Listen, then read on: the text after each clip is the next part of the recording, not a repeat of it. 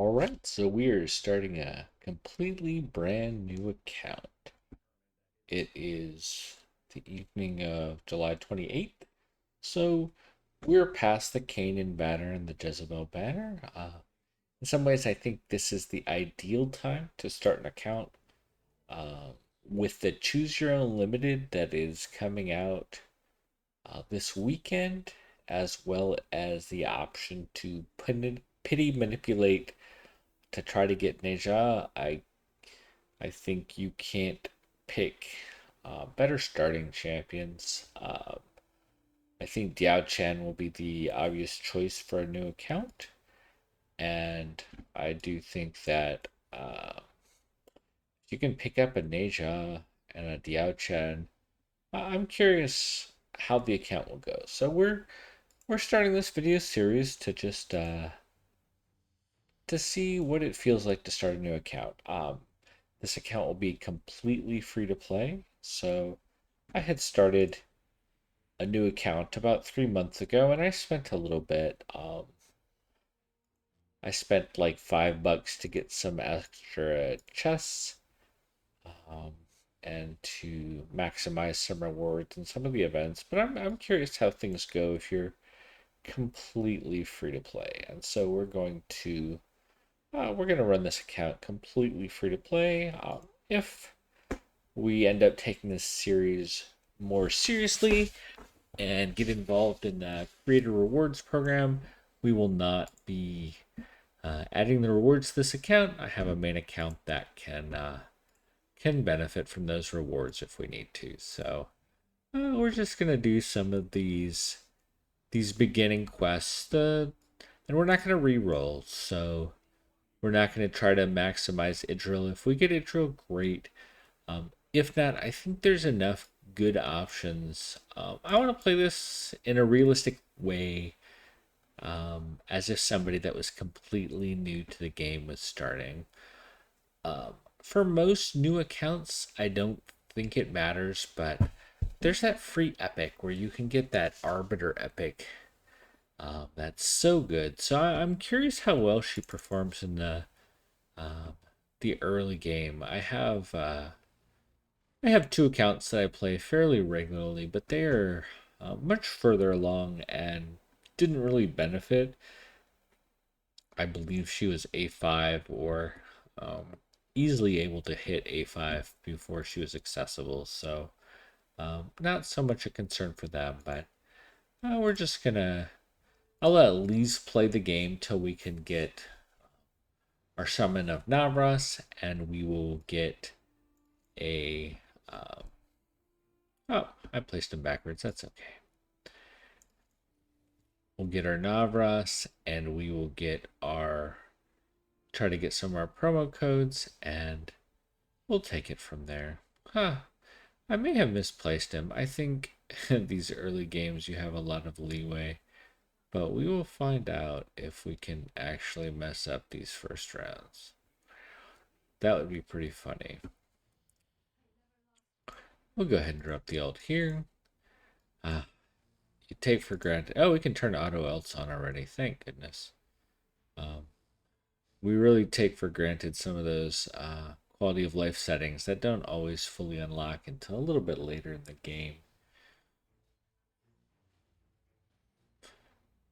I think one of the interesting parts of this game, in some ways, is a more limited roster can actually help you to see how far you can push things. So, while it can be a lot of fun to, have all of the meta heroes, and my main account has most of them, I think it's also interesting to see how far you can get with some limitations. And in this count, our limitation is going to be we're not going to spend any money. I know there's some people that have limited themselves, say, uh, they're only doing epics. I think that's pretty extreme, and I'm not going to put myself in that position.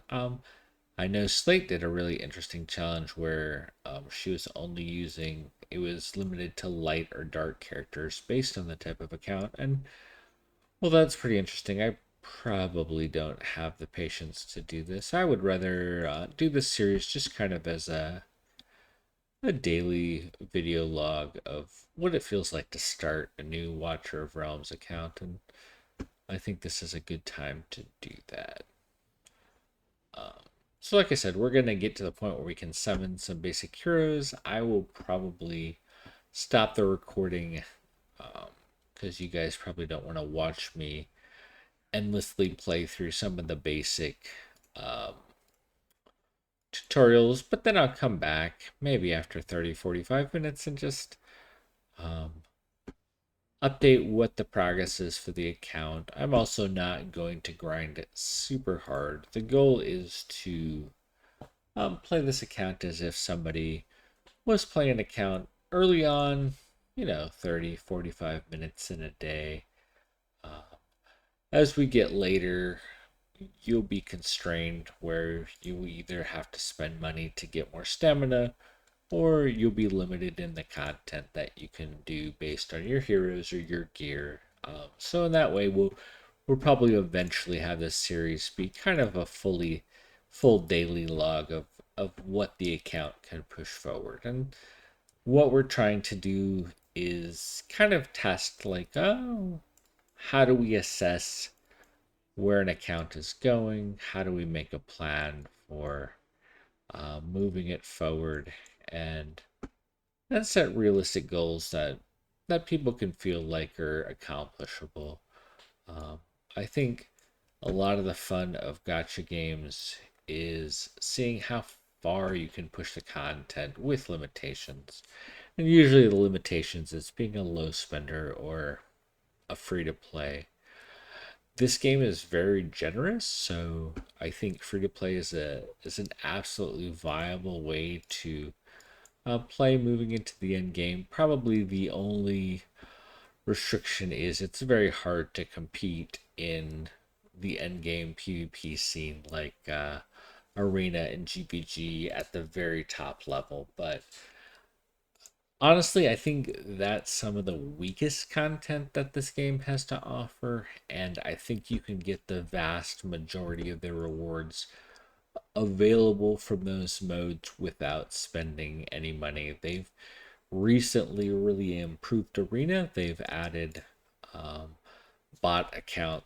They place some restrictions on how you were able to rank up that were very punishing. And instead of trying to mess with the algorithm again, it seems like they've added bot accounts that allow more usual players to access further in the arena to get more of the rewards. But since the very high end of Apex Arena is limited by the number of players, it doesn't really impact the competitiveness at the high end because the bot accounts don't really impact that, and people can still compete at the high end and try to get their bragging rights, while the normal person has a better chance to grind Lady Alexandra to get the weekly ancient summon from hitting Overlord. So I felt that was a really good recent change. GVG is, it is an absolute joke for lower level accounts, but you can still get most of it just by playing, even if you're not able to be super successful. I think if you're just new to the game, finding a clan that's killing clan bosses near where your level is can be super helpful. It allows you to get twice as many chests out of clan boss, and that's probably, for sustainable resources, one of the better places to focus on progressing. So between clan boss, trying to get higher in the gear rates, because as much as this game is limited by certain heroes, you can really make a lot of progress by progressing your gear. So good gear can take you really far in this game, and you can bypass a lot of the pain points of missing certain heroes if you are able to get to a certain level of gear. So and they've really made gear easier. Um, so some of these comments might be uh, common knowledge to most players, but I want to treat this like a series for people that are brand new to the game. What can they look forward to? What can they think about? So I would say gearing has improved a lot um, with the crafting system, and I think in the last year they've made um, the base sets able to roll better in general. So you didn't used to be able to get full quads from the lower tier sets, but they have improved it so you can do that. On top of that, uh, there's different ways to enhance your gear that are pretty accessible fairly early on, and that really allows you to kind of power creep past some of the early pain points in the game. So I think that's been a very positive benefit for the game. So we're just gonna keep going. I want to get at the point where we can get our Navras and we can get our um, after we get Navras, we're going to get our marksman as well. Once we can kind of see where we are there, we'll see if we can do our promo code, and then I will probably pause the recording and just grind for a little while, and I will come back to you guys and just give you kind of a heads up and an update on where progress has gotten to in the first day. So I am completely new to recording YouTube videos, and I am completely new to giving a running commentary. But this is just, I played this game since pretty close to when it came out.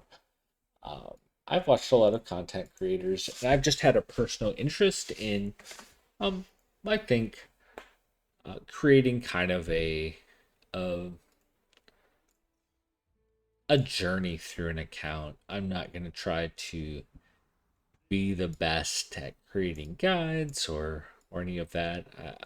I have conquered most of the content in this game on my main, but um, I'm not trying to be that guy. I'm just trying to create maybe a daily place to come and just have a comfort watch of a video, um, see where an account is progressing, maybe give you an idea of my thought process and how I progress an account. And I think a lot of those processes are applicable across um, wherever you are in the game.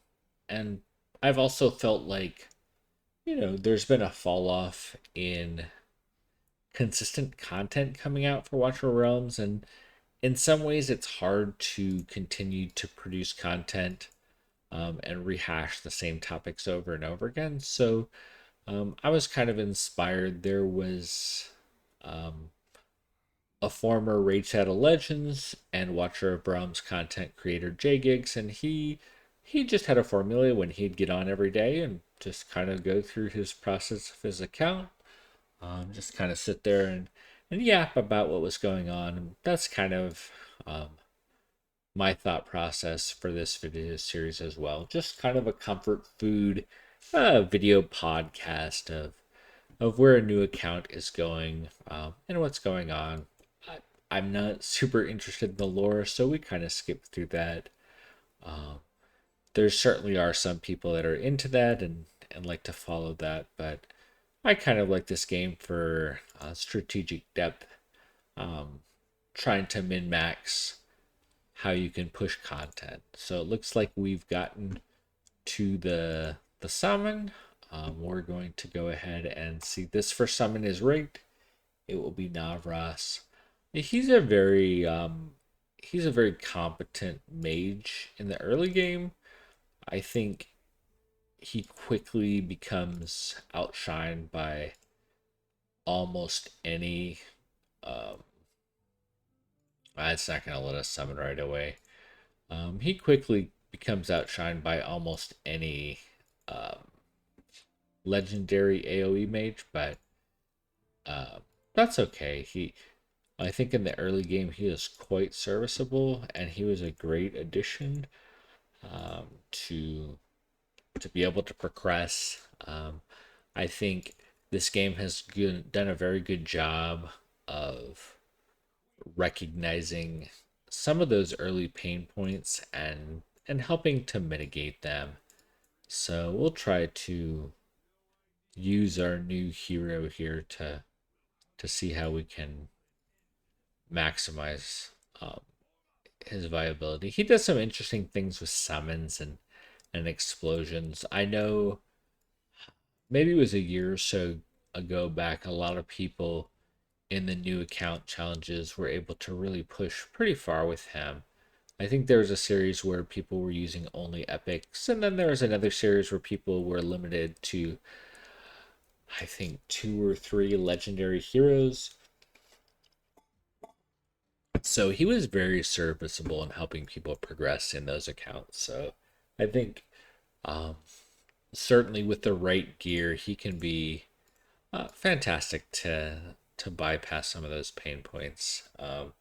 I would say Iona, which is probably the best AoE mage that's available on the epic level, is probably a little bit better than him, but not by a lot. He actually, one of the interesting things about him is that he has a very interesting range. Let's do one more level before we go back and pull our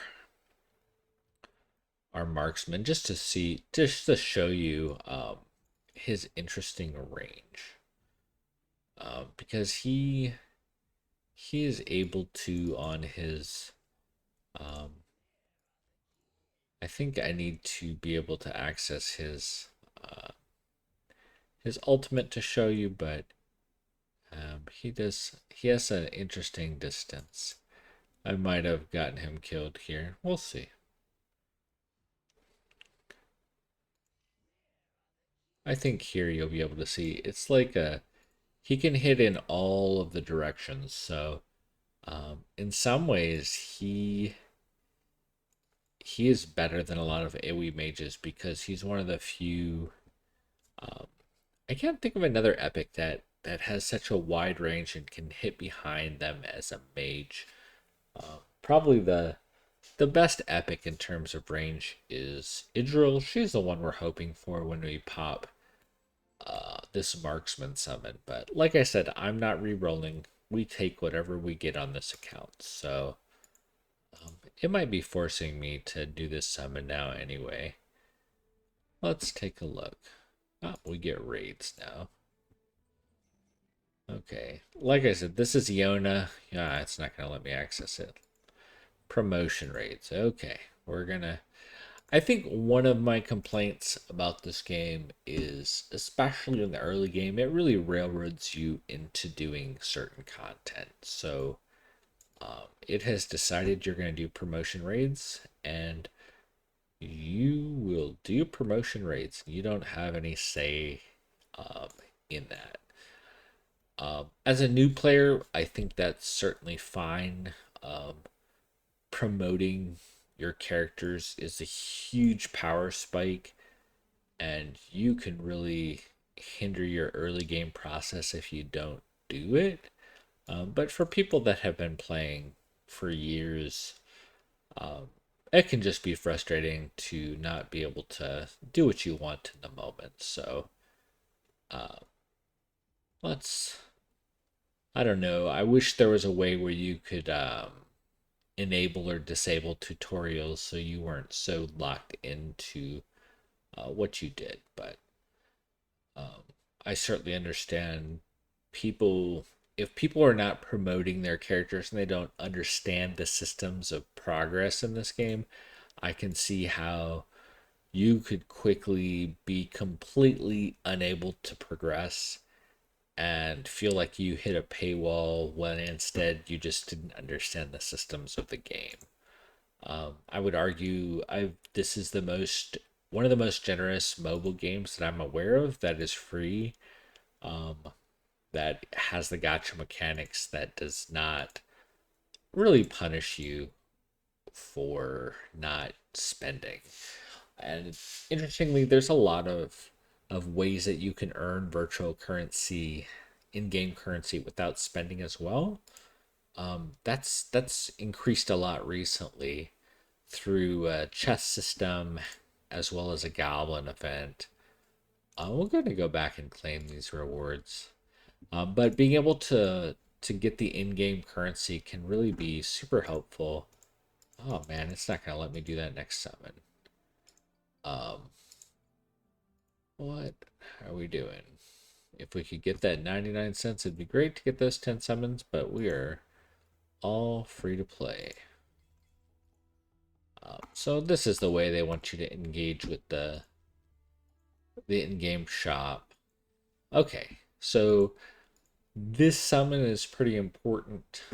It's going to define uh, some of the early games in terms of how we can progress with our marksman. But like I said, we're not re-rolling if we don't get Idril.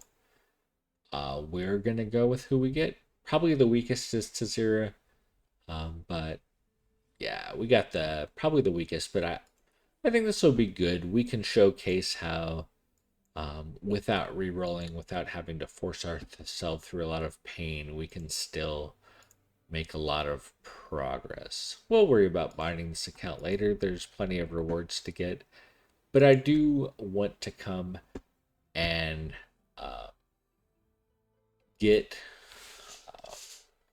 I think this is going to be one of the most impactful promo codes as well, is being able to get the promo code for the epic arbiter character is such a big deal. I meant to do this all along and then I did not come write it down. So let's see if we can do this.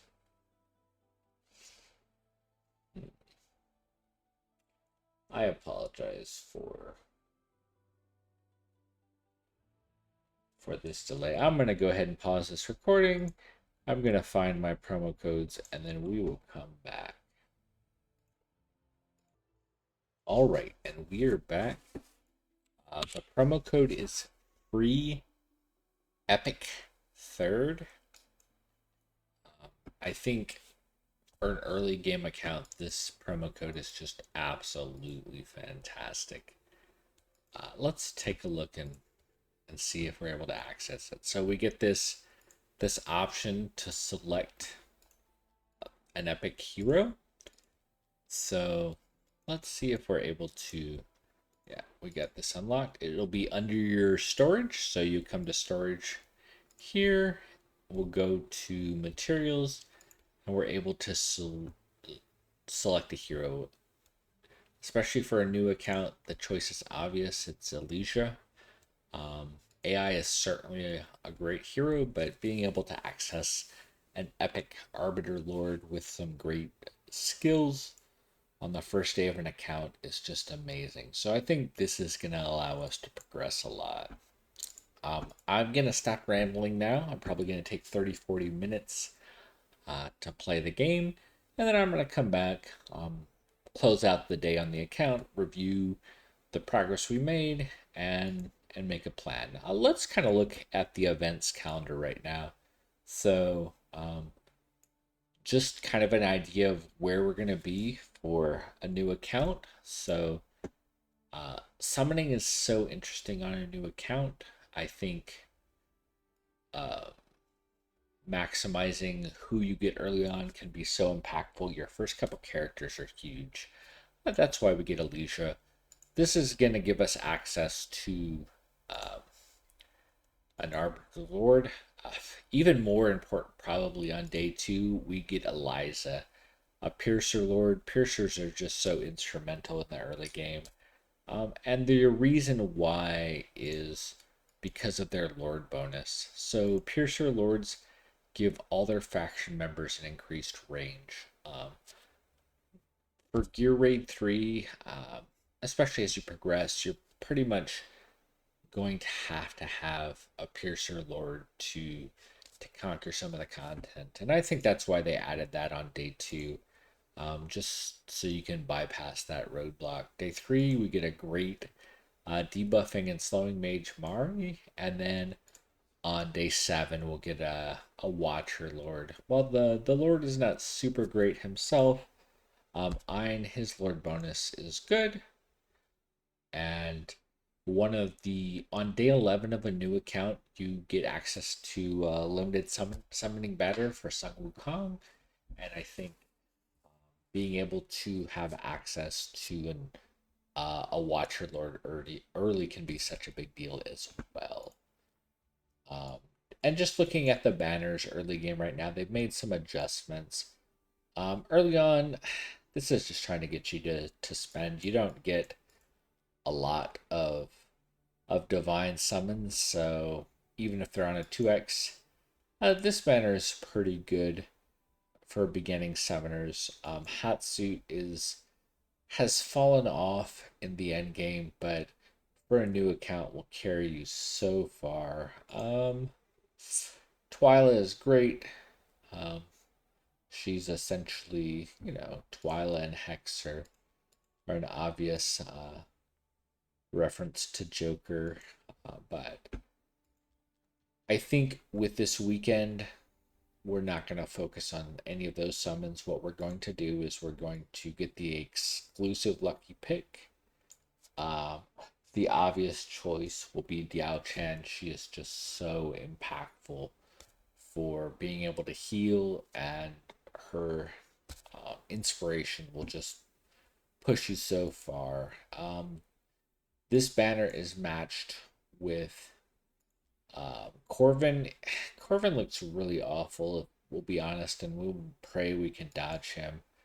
But Neja is probably, if not the best non-limited blue summon, I would say he's the best, if not top 2. So I'd be curious to see if we can pick up a Neja. How far can we progress using them? So what we'll do is we'll try to use Pity Manipulation to our guaranteed Diao within 200 summons. So we'll summon 50, 60, swap to the Neja banner, and then go back to Diao and try to progress in that way. A new account, I believe, is guaranteed within the first 60 summons of legendary. So we'll probably mostly hoard our summons and try to get try to pull our first legendary on this banner, chasing Neja. Then we'll come back and try to push up and push towards Pity again on this banner for Diao, and then come back and go over Neja if we haven't got him. We're going to have a lot of options though, because we also have this beginning banner on Saturday that we can use to Pity Manipulate on as well. All of these characters are super helpful. Hax is a great boss killer that will last well into the end game.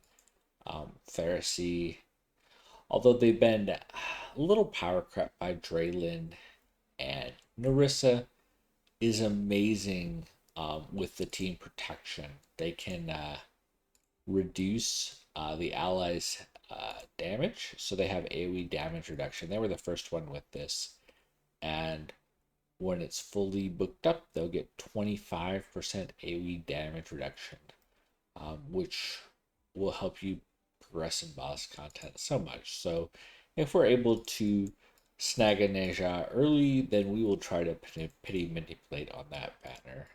I doubt we will have many ancients to summon on going after Khadgrim, and there's been a lot of rumors and some official confirmation about Assassin's Cloud collaboration, so we probably won't be summoning any ancients. Even though some of the epic lords can be so helpful, we're going to have a lot to do early game. So we're not going to worry about that. We're just going to collect these diamonds on some of these events.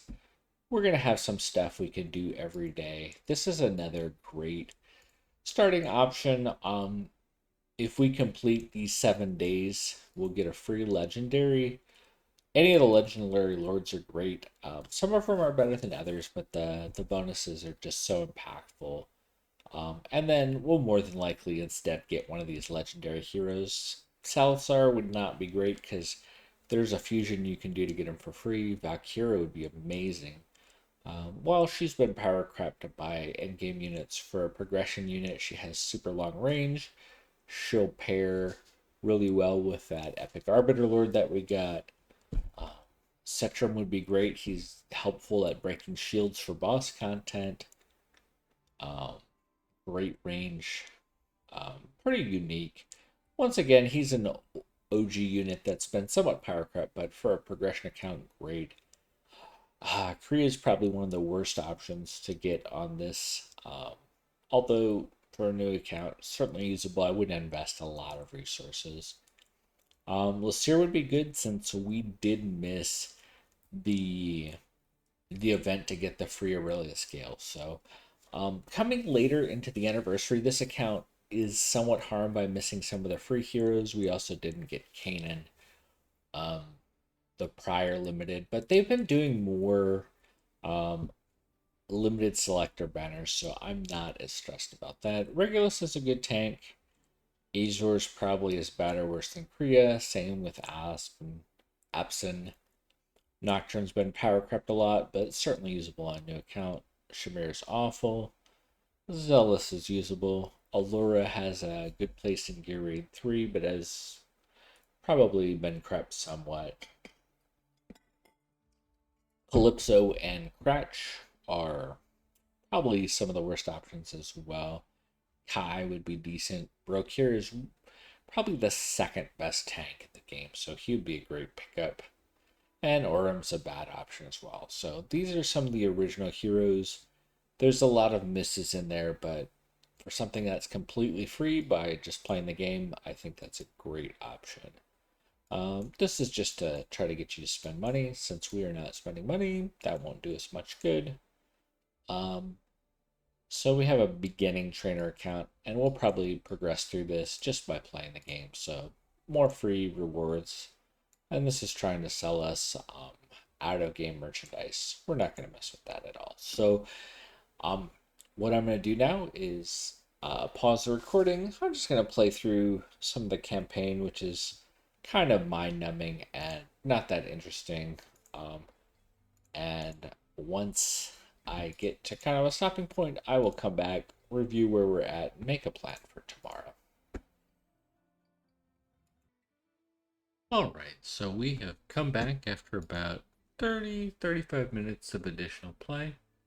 We're just going to touch base on some of the interesting things that have happened. Well, looks like I just got to an unlocked point. I would say some of the interesting things that have happened is I've unlocked the storyline. Oh, it's not letting me go there. We have unlocked Rights of the Vanguard, which is part of uh,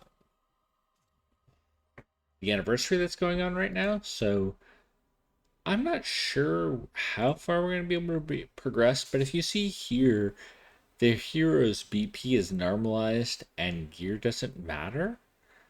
And rare and epics receive additional attributes. So maybe we'll be able to progress there. I think there's a really good shop here. So some of the stuff we probably don't care about. I'm not going to focus on getting the some of the cosmetics. And for we missed Kanan and Jezebel summons, so we're not going to focus on their exclusive artifacts as well. But we do have the chance at getting some pretty easy summons. Some legendary skill crystals can be super helpful early on. But I think one of the most interesting and biggest deals is using the master smithy to create a piece of gear. Gear is just so impactful in this game, and I think that we're gonna focus on getting a nice piece of gear out of this event if we're able to grind anything. We have some quests here, so it looks like we also might be able to get um, a decent chunk of resources. I don't know if we're going to be able to finish this. We missed the first 2 weeks. But even if we can't, just being able to crack into getting some of these resources, I feel like could be super helpful. So we'll look into that. So kind of a wrap up for this evening. The storyline, unlocking the storyline is great. We've been able to progress it. With the new account, this is a great place to go back to and kind of get an idea of what do I do. If you're kind of stuck for what to do, coming back to the storyline and progressing towards Volca is super helpful. She's a great legendary. She's going to be useful into the end game, and uh, it's just something that will help point you in a direction. We've unlocked some of the friends list, so we've added some friends. We're able to do some stuff with there. We've progressed some of these quests. I'm not sure we've unlocked the sign-in, so I haven't been able to do that. I'll mess with that a little bit more. We did, oh, speak of the devil, we got the daily sign-in, so I think that's part of where we progressed in the campaign. So that's good. On day 14, we get the Nightmare Lord, the Epic Lord Wrath, which can be helpful, but with all of these banners we have going on, it may not be as impactful as it used to be.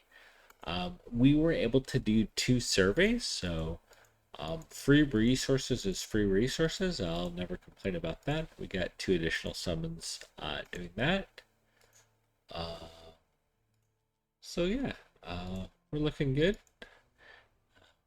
Making it through some of this content. We're not going to continue to push too much tonight, but we're making some progress. It looks like it wants us to spend 200 stamina today. We probably will if I grind any more. And I might push. These days seem to be geared toward finishing you out, so I will probably try to push to campaign stage 312. We did get the sign in here. Oh, it looks like we might actually be able to finish that out. We have 6 additional days and 6 additional sign-in rewards, so that is good too. Oh, wow, this is actually super nice. I did not realize we were going to be able to unlock this, but on day 5, we have 6 more days coming. On day 5, we will be able to get Aurelius Gale. He's a super nice anti-heal mage, and for a new account, he is just going to help us progress so much. So we're going to have a lot of good stuff coming up on this account. It looks like we were able to finish out the quest for the day. I might work a little bit on finishing out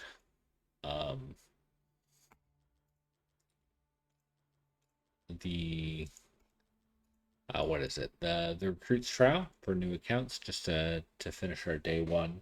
It seems like a reasonable pace, although it does give us 2 weeks to finish it. It doesn't seem unreasonable to finish that. Looks like we might have got something free here.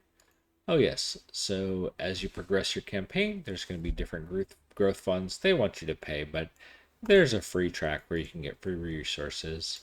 The other thing we unlocked is the shop. I did do my resets and buy the heroes here. It's just super nice to, you're going to need those later on to level up all of your heroes. Eventually leveling up heroes in terms of your food and your lower level heroes is going to be a complete non-issue, but early on I think getting ahead of that is nice. I did also pay to unlock all of the options in the store. It doesn't matter so much immediately, but that's something we're going to use long term, and it can't hurt to use those resources. So I think we're kind of set up. We haven't unlocked Arena yet. We need to get a little further in the campaign. Although I definitely want to unlock it and try to get weekly rewards before the week is over, but we got some time there. So yeah, we made a lot of good progress on the account. I think we're set up to maybe push some rights to Vanguard tomorrow. I might get the guessing event done, but I find that kind of tedious, so I won't add on the video just to try to get some resources in here. So welcome to this new series. Thank you for spending a little time with me, and I look forward to continue putting out these videos.